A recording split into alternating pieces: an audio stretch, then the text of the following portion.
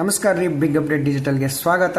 ನಾನು ನಿಮ್ಮ ಶರಣ್ಗೌಡ. ಬೀದರ್ ಜಿಲ್ಲೆಯ ಬಗ್ಗೆ ನಿಮಗೆಲ್ಲರಿಗೂ ತಿಳಿದೇ ಇದೆ. ಕರ್ನಾಟಕದ ಉತ್ತರ ತುತ್ತುದಿಯಲ್ಲಿ ನೆಲೆಸಿರುವ ಈ ಜಿಲ್ಲೆಗೆ ಗಣನೀಯವಾದ ಇತಿಹಾಸ ಮತ್ತು ವೈವಿಧ್ಯಮಯ ಸಂಸ್ಕೃತಿ ಇದೆ. ಈ ಜಿಲ್ಲೆಯಲ್ಲಿ ಔರಾದ್, ಬಸವ ಕಲ್ಯಾಣ, ಬಾಲ್ಕಿ, ಹುಮನಾಬಾದ್, ಚಿಟಗುಪ್ಪ, ಕಮಲ್ ನಗರ್, ಹುಲ್ಲೂರು ಹಾಗೂ ಬೀದರ್ ಸೇರಿ ಒಟ್ಟು 8 ತಾಲೂಕುಗಳಿವೆ. ಔರಾದ್ ತಾಲೂಕಿನ ಮುಖೇಡ್ ಗ್ರಾಮ ಕರ್ನಾಟಕದ ಅತ್ಯಂತ ಉತ್ತರ ತುತ್ತುದಿ.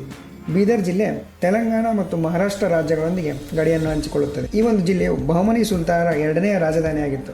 ಇಲ್ಲಿರುವ ಕಾರಂಜ ಆನೆಕಟ್ಟು, ಗುರುನಾನಕ್ ಜೀರಾ, ಸೋಲಾಕಂಬ ಮಸೀದಿ, ಕಾಸಿಂ ಬರೀದ್ ಕಟ್ಟಡ, ಮೊಹಮ್ಮದ್ ಗವಾನ್ ಕಟ್ಟಿಸಿದ ಮದರಸ, ರಂಗಿನ್ ಮಹಲ್, ಪವಿತ್ರ ನರಸಿಂಹ ಜರ್ನಿ ಇವೆಲ್ಲವೂ ಬೀದರ್ ಜಿಲ್ಲೆಯ ಐತಿಹಾಸಿಕ ಆಕರ್ಷಣೆಗಳು. ಶಿಕ್ಷಣದಲ್ಲಿ ಕೂಡ ಬೀದರ್ ಸಮೃದ್ಧವಾಗಿದೆ. ಡಾಕ್ಟರ್ ಡಿ.ಎಂ. ನಂಜುಂಡಪ್ಪ ಸಮಿತಿಯ ಶಿಫಾರಸಿನಿಂದ ಸ್ಥಾಪನೆಯಾದ ಪಶು ಸಂಗೋಪನಾ ಮತ್ತು ಮೀನುಗಾರಿಕೆ ವೈದ್ಯಕೀಯ ವಿಶ್ವವಿದ್ಯಾಲಯ ಕೂಡ ಇಲ್ಲಿದೆ. ಇದಲ್ಲದೆ ಅನೇಕ ತರಬೇತಿ ಕೇಂದ್ರವೂ ಇದೆ. ಇದರಿಂದ ಬೀದರ್ ಶೈಕ್ಷಣಿಕ ಹಾಗೂ ವೈಜ್ಞಾನಿಕ ಕ್ಷೇತ್ರದಲ್ಲೂ ಹೆಮ್ಮೆಯ ಸ್ಥಾನ ಪಡೆದಿದೆ. ಇದರ ಸಾಂಸ್ಕೃತಿಕ ಮತ್ತು ಧಾರ್ಮಿಕ ವೈಭವವನ್ನು ಮುಂದಿನ ಸಂಚಿಕೆಯಲ್ಲಿ ನಿಮಗೆ ವಿಸ್ತಾರವಾಗಿ ತಿಳಿಸುವ ಪ್ರಯತ್ನ ಮಾಡ್ತೀನಿ.